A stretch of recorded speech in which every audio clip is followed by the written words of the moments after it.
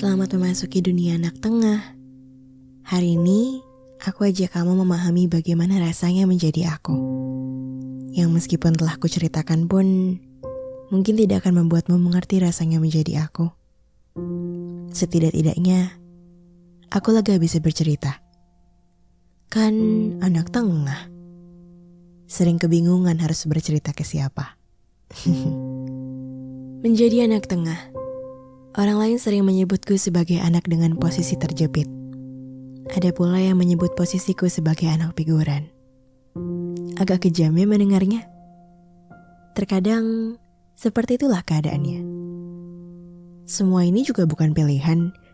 Aku gak bisa milih aku mau dilahirkan jadi anak pertama, anak tengah, anak tunggal, dan anak terakhir. Siapa sih yang bisa milih? Dia mau dilahirkan sama siapa? Mau dilahirkan di mana? Mau dilahirkan dalam kondisi seperti apa? Kalau boleh milih, saat Tuhan sedang membentukku, sepertinya aku udah request ada di keluarga paling nyaman sedunia. Sayangnya, menurut aku, definisi keluarga paling nyaman sedunia juga gak ada. Gak ada yang namanya keluarga benar-benar 100% dinyatakan nyaman. Pasti tetap ada gesekannya. Sedisayang apapun, sesempurna apapun, gak mungkin juga kalau ada ayam aja kehidupannya. Bagus jika memang begitu. Aku tidak sedang mendoakan hal tidak baik pada pendengarku. Aku pun berharap mereka diberikan damai sejahtera di rumahnya. Menjadi anak tengah, aku harus mulai cerita dari mana ya? Ini rumit sekali. Dalam rumah kadang kurang lebihnya kondisinya akan begini. Aku menjadi anak yang merasa tertekan dengan kakak dan adikku. Keberadaanku itu seperti tidak kasat mata di keluarga. Dulu, aku merasa diperlakukan tidak adil. Ini berasal dari pandanganku. Dari pandangan ayah dan ibu pasti berbeda cerita. Mungkin mereka akan berkata, ayah dan ibu udah melakukan yang terbaik kok. Kami sudah berusaha semaksimal mungkin menjadi orang tua yang baik. Gak apa. Mereka punya hak untuk mengungkapkan perspektifnya sendiri. Aku senang-senang saja. Toh, itu hak mereka. Sebagai anak tengah, aku punya kakak dan seorang adik. Waktu kecil, sebelum punya adik, memang enak. Aku bisa merasakan rasanya sedikit, aku bilang sedikit loh ya, dimanjakan oleh keluargaku. Bisa merasakan mainan kakak. Gak jarang juga aku dapat banyak benda menakjubkan turunan darinya. Hehe, kakak kan suka kerja keras. Jadi aku suka dikasih mainan bagus, baju yang bagus, aksesoris yang dia gak suka. Dan poin plusnya, aku sering dapat traktiran dadakan. Kadang juga bisa sesekali, aku tuh malakin kakak sih. Minta uang jajan atau ya seenggaknya minta dibeliin lah cilok di depan rumah. 5.000 aku yakin gak ngebuat dia miskin. Ya walaupun dia misu-misu juga sih. Ceritanya akan berbeda saat aku mulai punya adik. Posisiku sudah bukan lagi anak terakhir. Walau sempat merasakan rasanya menjadi anak terakhir, kasih sayang yang tadinya mulai sepenuhnya dicurahkan padaku, sekarang mulai terbagi kepada adik. Aku akhirnya merasakan bagaimana rasanya menjadi kakak. Pantas dulu saat mainan kakakku diambil dia marah-marah. Aku juga gak suka saat harus terus-menerus mengalah sama adik. Posisinya menjadi semakin rumit ketika apa-apa aku yang jadi sasaran empuk suruhan. Kak, tolong ibu beliin bawang dong ke warung. Aku lagi ngerjain PR mah, adik aja. Dik, tolong dong nih, beli 1/4 aja ya, pilihin yang bagus-bagus. Aku gak dikasih pilihan untuk bersuara. Dan uang 10.000 sudah mendarat manis di tangan kananku. Manusia kecil itu kebingungan. Kemudian menghela napas berat melangkah menuju warung. Itu aku semasa kecil, yang selalu jadi sasaran empuk suruh-suruhan. Ya, walaupun sampai besar, masih kadang-kadang juga sih disuruh-suruh. Maaf ya, kalau aku udah lebih dewasa sih, aku bisa milih nolak. Biarin adik aku juga yang kerjain apa yang bisa dia kerjakan untuk bantu aku. Tekanan yang aku alami sepertinya tidak kasat mata. Aku diajarkan untuk mengalah karena bagaimanapun, aku juga sebagai kakak untuk adikku. Aku juga belajar apa-apa sendiri. Walau kadang kakak sesekali membantu. Gak sesering itu kok dia bantu aku. Kalau ada yang benar-benar gak bisa aja aku tanya sama dia. Alasannya suka banyak. Dia sibuk lah, dia mau tidur lah, dia capek lah. Banyak deh. Kalau abangku laki-laki, aku sudah bisa terbayang saat dia makan tidak bersih atau melakukan sesuatu yang tidak becus. Komentar celotokannya begini. Kan kakak anak laki-laki, wajarlah kalau gak bersih. Lah, terus kenapa kalau laki-laki? Memang jenis kelamin harus semua 100% memvalidasi.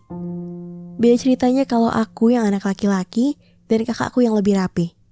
Aku pasti sudah habis diomeli karena tidak serapi kakak. Bagi ayah ibu, standarnya adalah kakak.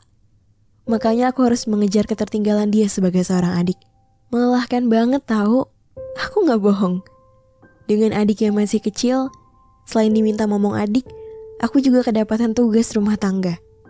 Pas adik ngompol, kejeduk pintu, gigit sofa, dan ngerobek tugas sekolah aku sudah memaklumi itu semua dengan alasan, ya wajar kan adik masih kecil.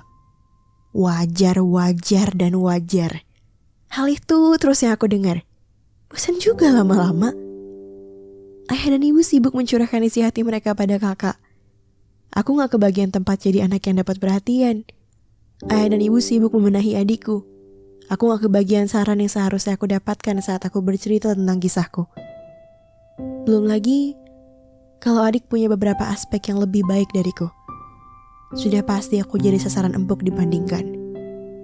Sudah sering mengalah, dibandingkan pula dengan kakak dan adiknya.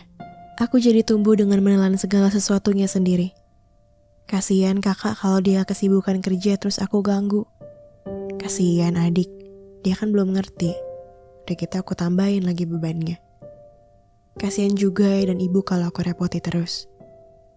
Jadi saat aku merasa kesal, benci, kecewa, semua pikiran negatif itu aku cuma bisa telan sendiri. Aku coba mengerti, aku terima menjadi sasaran empuk kemarahan orang tuaku, aku terima mendengar semua omelan kakakku, aku terima semua omelan-omelan juga dari adikku. Pelarianku adalah teman-teman. Makanya kalau bersama mereka, aku dikenal sebagai anak yang seru. Aku suka menghibur banyak orang. Mereka tertawa, aku juga tertawa.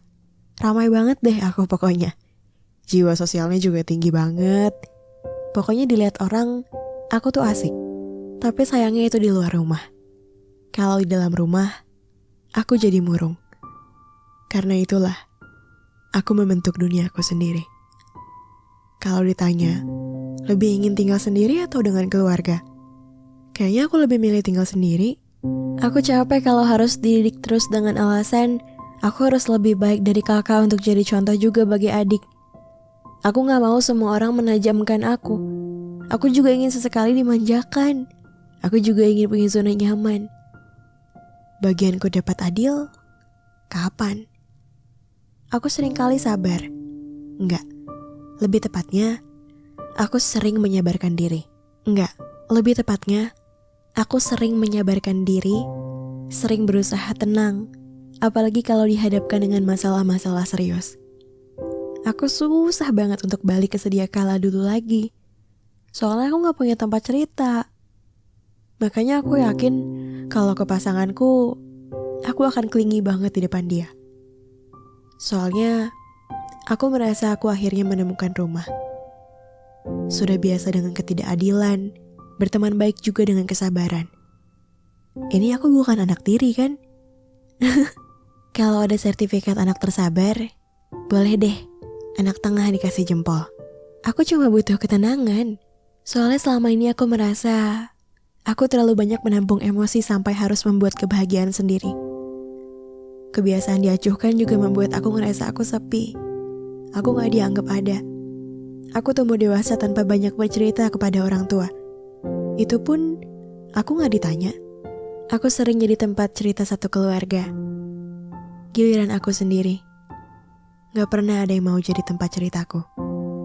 Harus ngalah, dan harus ngalah. Mewek deh aku sendirian deh bantal.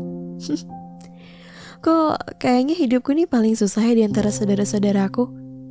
Pintar memecahkan masalah orang lain, Padahal masalah sendiri aku gak bisa. Gile, kuat juga ya aku selama ini. Apalagi saat kakak menikah.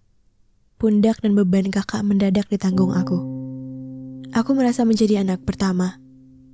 Jadi, bebanku berkali-kali lipat jauh lebih berat. Capek sih pura-pura baik-baik aja. Cuman, aku kan udah biasa bikin orang senang terus. Cobaan datang dia tetap sabar. Lihat anak lain dijadikan kesayangan dia tetap diam. Kadang merasa cemburu sih dengan keadaan.